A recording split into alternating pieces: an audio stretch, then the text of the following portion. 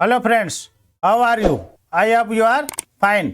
आज मैं आपको 12th क्लास के भूगोल प्रैक्टिकल एग्जाम में पूछे जाने वाले कुछ इम्पोर्टेंट प्रश्नों के बारे में बताऊंगा, जो इस सेशन के सिलेबस के अनुसार होंगे।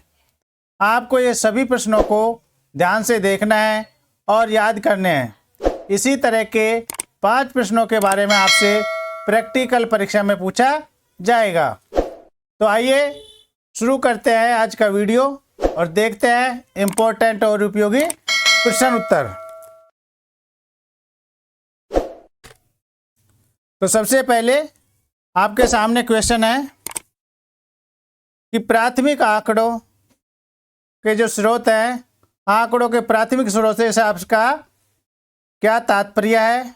आंकड़ों के प्राथमिक स्रोत की कौन कौन सी विधि हैं, उनके बारे में आपको बताना है।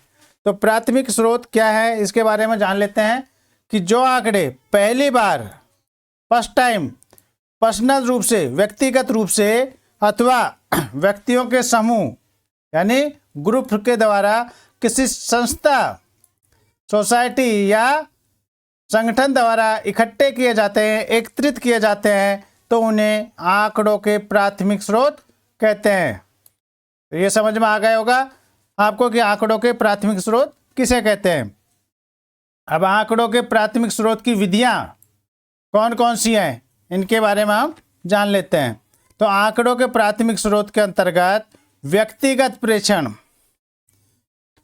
साक्षात्कार यानी इंटरव्यू, प्रश्नावली, अनुसूची तथा अन्य विधि सम्मिलित की जाती हैं। इनमें सबसे पहले जो है वह है व्यक्तिगत प्रेक्षण। व्यक्तिगत मतलब पर्सनल। यह सूचनाओं के उस संग्रह से संबंधित है जो व्यक्तिगत या व्यक्तियों के समूह द्वारा क्षेत्र में प्रेक्षण द्वारा एकत्रित किया जाता है या इकट्ठा किया जाता है। दूसरी विधि है वह है साक्षात्कार। साक्षात्कार का मतलब इंटरव्यू। इसके द्वारा शोधकर्ता यानी जो रिसर्च करता है, उत्तर देने वाले से सीधे सूचना संवाद यानी प्रश्न पूछता है और बातचीत द्वारा आंकड़ों को प्राप्त करता है। नेक्स्ट है वो है प्रश्नावली और अनुसूची। प्रश्नावली के अंतर्गत आवश्यक सूचनाओं को उपलब्ध करने के लिए केवल साक्षर यानी पढ़े लिखे और शिक्षित लोगों के से ही संपर्क किया जाता है, क्योंकि इसमें जो प्रश्नावली में एक लिस्ट दी जाती है, उसमें प्रश्नों के उत्तर उसे ही भरने होते हैं। जबकि अनुसूची के अंतर्गत प्रश्नावली से मिलते जुलते केवल जांच पड़ताल से जुड़े प्रश्न होते हैं। प्रश्नावली और अनुसूची में मात्र यह अंतर होता है कि प्रश्नावली में उत्तर देने वाला प्रश्नावलियों को स्वयं भरता है, मतलब प्रश्न उसमें लिखे होते हैं और उनके उत्तर है वो खुद भरता है। जबकि अनुसूची में परिगणक यानी जो इंटरव्यू लेने वाला होता है, जो प्रश्न पूछने वाला होता है, वह उत्तर देने वाले से प्रश्न पूछकर उनके उत्तर स्वयं यानी खुद भरता है। अब है अन्य विधि कौन कौन सी हैं। तो प्राथमिक आंकड़े एकत्रित करने के लिए अनेक विधियां हैं, जैसे दूर संवेद, रिमोट सेंसिंग तथा वायु फोटो चित्र। वायु फोटो का मतलब है जो हवाई जहाज, हेलीकॉप्टर से आसमान के द्वारा खींचे जाते हैं। ये आपने 11th क्लास में पढ़ा है।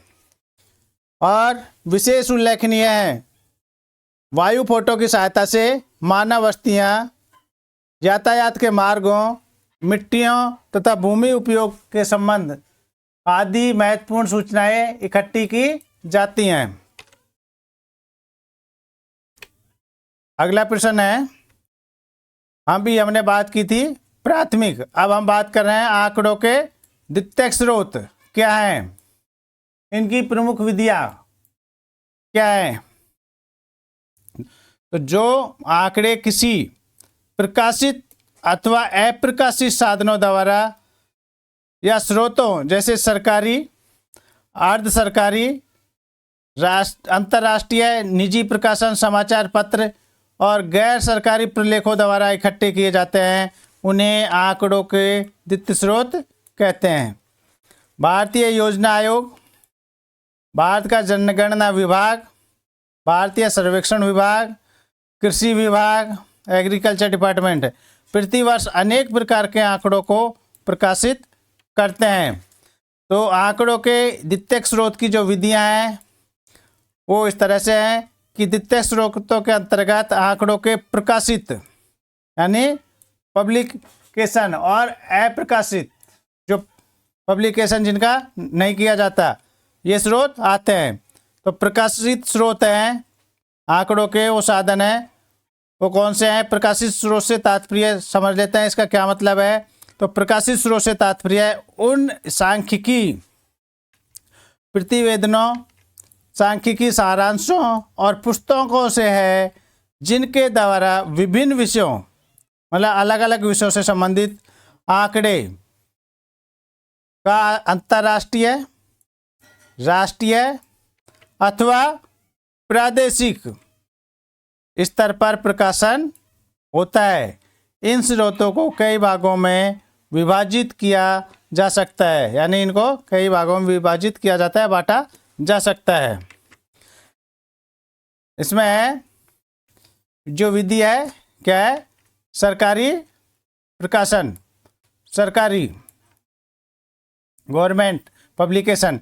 इस श्रेणी में वे सब प्रकाशन सम्मिलित किए जाते हैं या होते हैं जिन्हें किसी देश की केंद्रीय अथवा यानी सेंट्रल और स्टेट सरकार के विभिन्न विभाग, डिपार्टमेंट या मंत्रालय प्रकाशित करते हैं।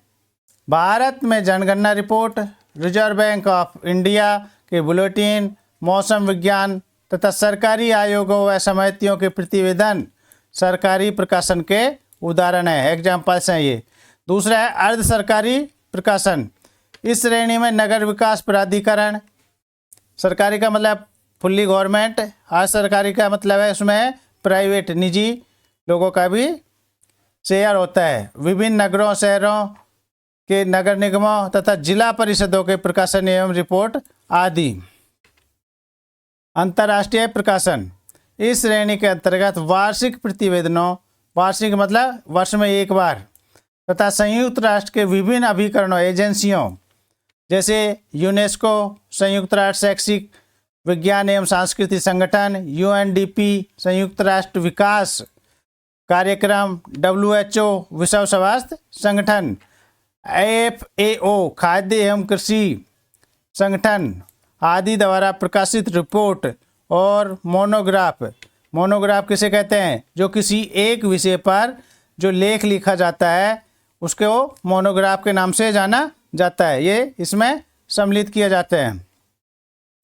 निजी यानी प्राइवेट पब्लिकेशन इस श्रेणी में समाचार पत्र, निजी संस्था द्वारा प्रकाशित वार्षिक सर्वेक्षण, शोध रिपोर्ट और प्रबंधन सम्मिलित किए जाते हैं या होते हैं।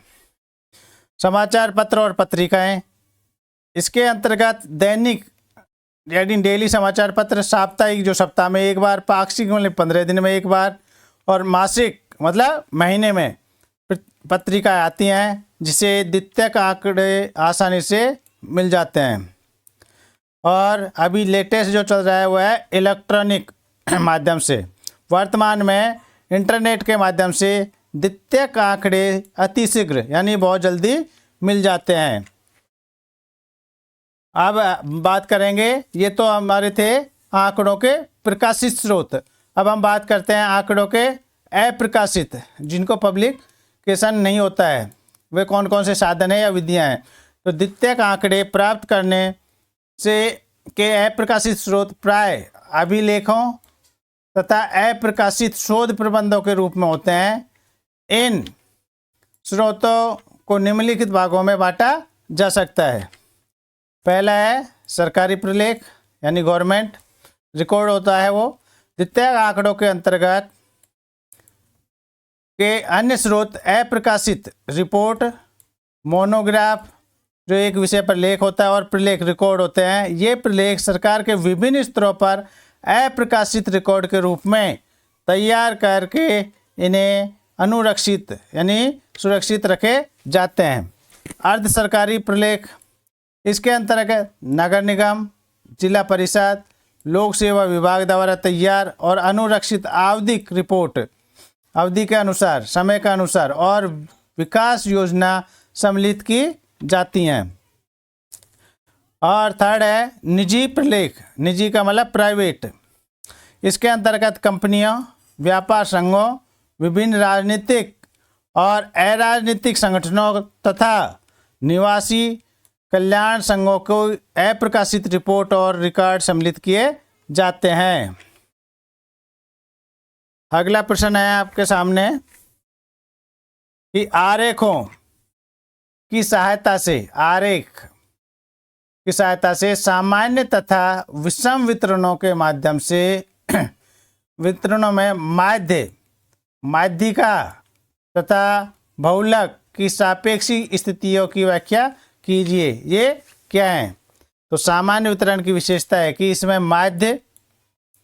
माध्यिका तथा बहुलक, मीन और मीडियन का मान समान होता है, क्योंकि समान वितरण सम्मति होता है। इसमें अधिकतम आवर्ती का मतलब बारंबारता का मान वितरण के मध्य में होता है तथा इस बिंदु से आधी इकाइयाँ ऊपर और आधी नीचे होती हैं। तो बीच का अति उच्च तथा अति निम्न मूल्यों की बारंबारता बहुत ही कम होती है।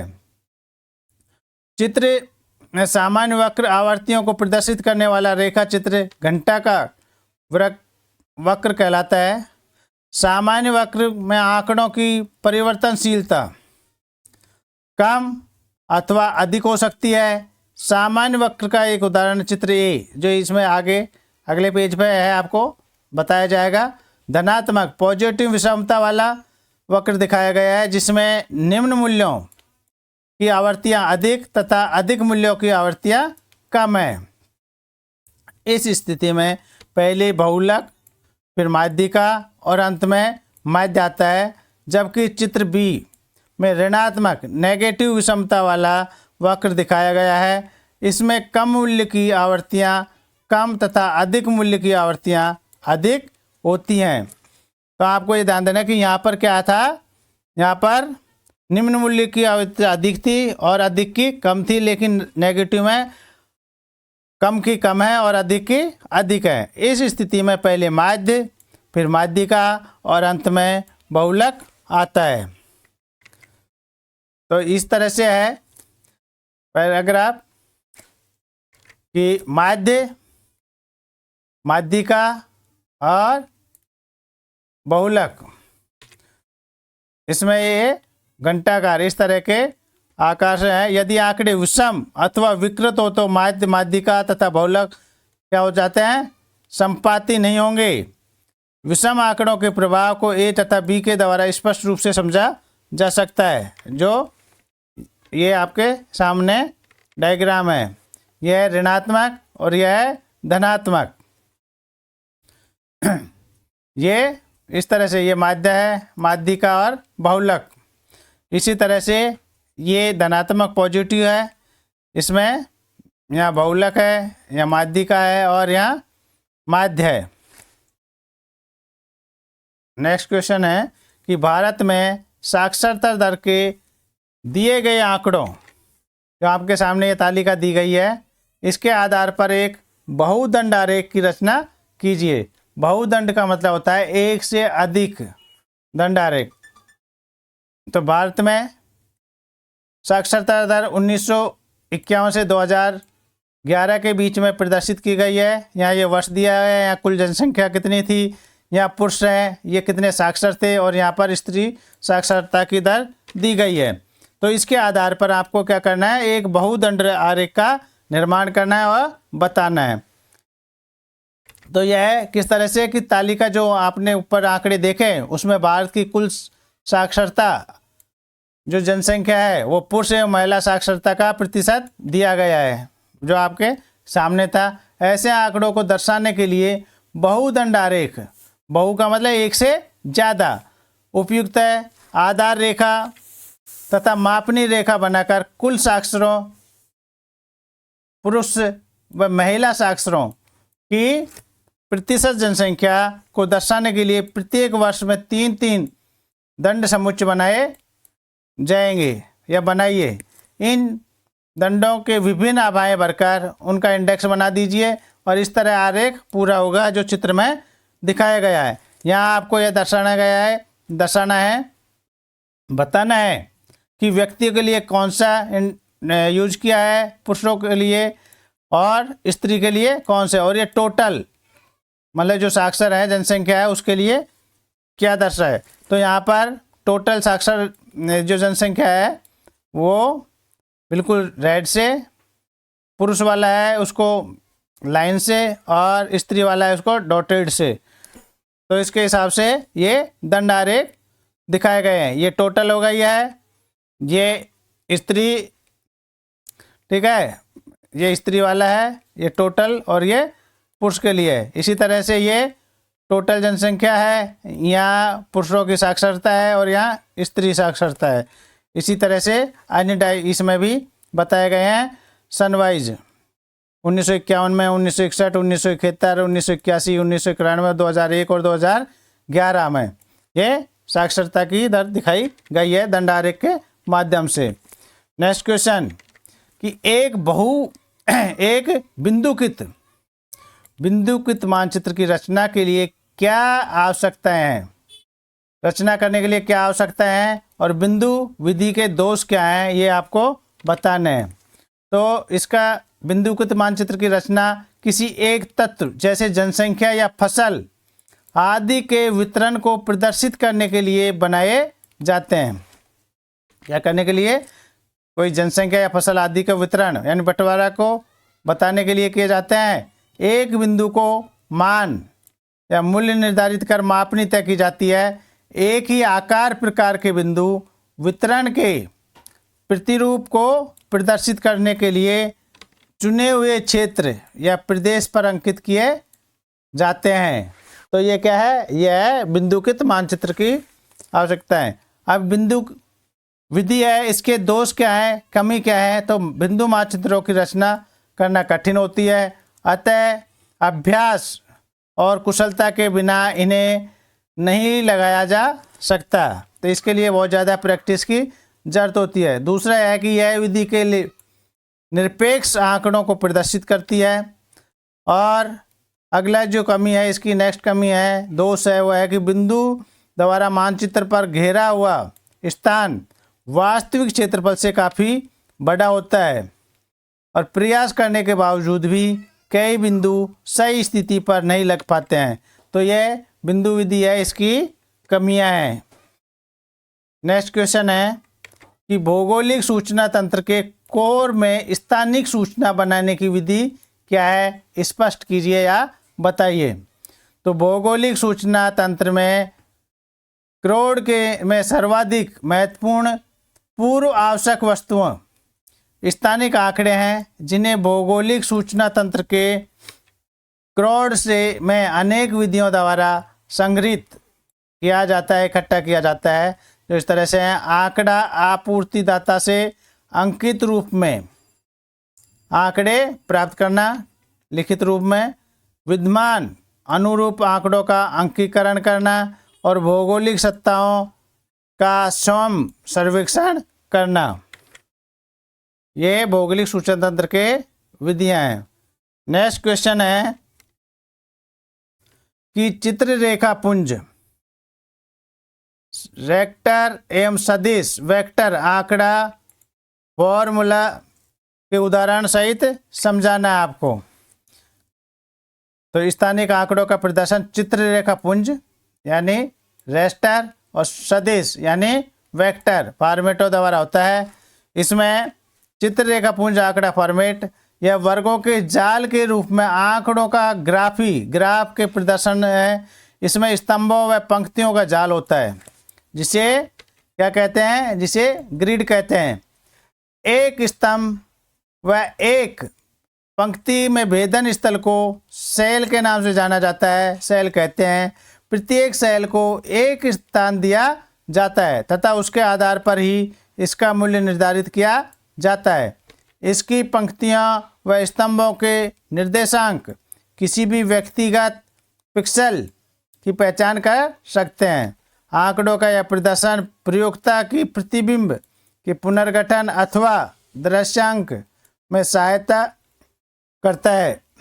सेलों के आकार तथा उनकी संख्या में के बीच संबंध को चित्ररेखा पुंज यानी रेस्टर के विभेदन के रूप में अभिव्यक्त किया जाता है। रेस्टर फॉर्मेट में आंकड़ों पर जाल या वृत्त के आकार के प्रभाव को स्पष्ट किया जाता है।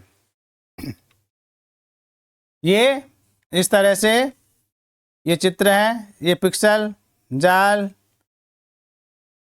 ठीक है, इसको इस माध्यम से दर्शाया जाता है। ये चित्र आपको ध्यान से देखने हैं। अगला जो है वह है चित्र रेस्टर फाइल। चित्ररेखा पुंज रेस्टर फाइल फॉर्मेटों का प्रयोग प्राय निम्न क्रियाओं के लिए किया जाता है, जैसे वाया फोटो, वाया मतलब हवा में लिए गए फोटो जो आपको पीछे भी बताया गया था, हेलीकॉप्टर से लिए जाते हैं। उपग्रह प्रतिबिंब, क्रम विकसित कागजी मानचित्रों के आंकिक प्रदर्शन। दूसरा है जब लागत या कीमत को कम करना आवश्यक हो तब इसका प्रयोग किया जाता है। जब मानचित्र में व्यक्तिगत यानी पर्सनल मानचित्र या लक्षणों का विश्लेषण करना आवश्यक हो, और जब बैकड्रॉप यानी मानचित्रों की आवश्यकता हो तो इसका प्रयोग किया जाता है।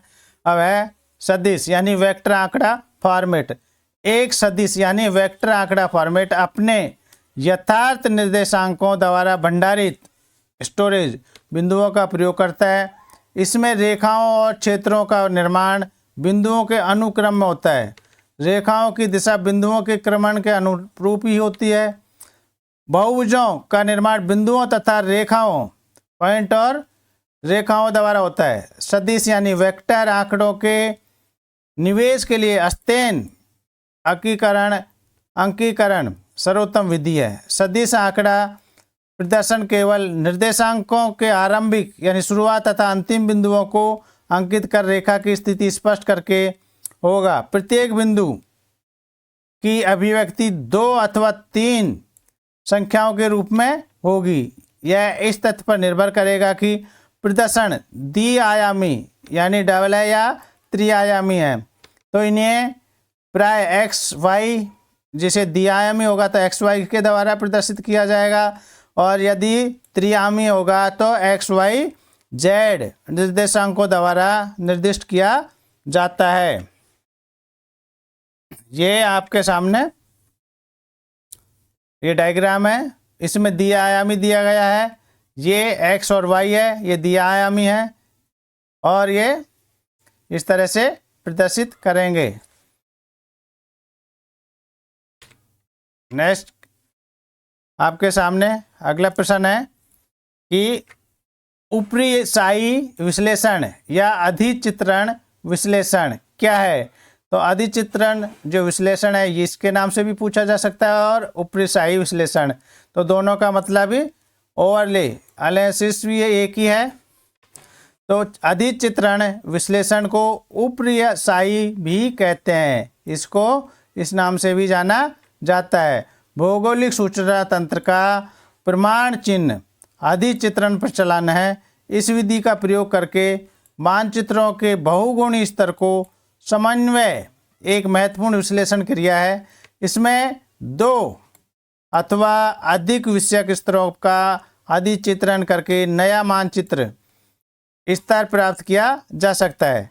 अधिचित्रण विश्लेषण या प्रचलन इस तरह से है, x + y = z। तो यहाँ पर x का मतलब है सड़क मानचित्र, y का मतलब है रेल मानचित्र, और z का मतलब होता है स्थानिक अभिचित्रण प्रचालन, जो इस तरह से आपको दिखाई देगा। ये सड़क मानचित्र है, ये रेल मानचित्र है, और यह परिवहन मानचित्र। परिवहन में सड़क भी हो सकता है और रेल भी हो सकता है।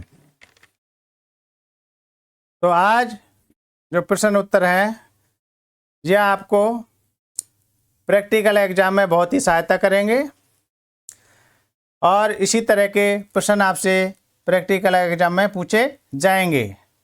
आशा है ये प्रश्न आपके लिए बहुत ही उपयोगी सिद्ध होंगे। यदि आपने अभी तक हमारे चैनल को सब्सक्राइब नहीं किया है तो कृपया चैनल को सब्सक्राइब करें, वीडियो को लाइक करें और बेल आइकन के बटन को दबाएं, जिससे आपको इस तरह के और भी इम्पोर्टेंट और उपयोगी वीडियो मिलते रहें। मैं आपके उज्जवल भविष्य की कामना करता हूं और आशा करता हूं कि आप परीक्षा में अच्छे अंकों के साथ सफलता प्राप्त करेंगे। Thank you for watching my video. Have a nice day.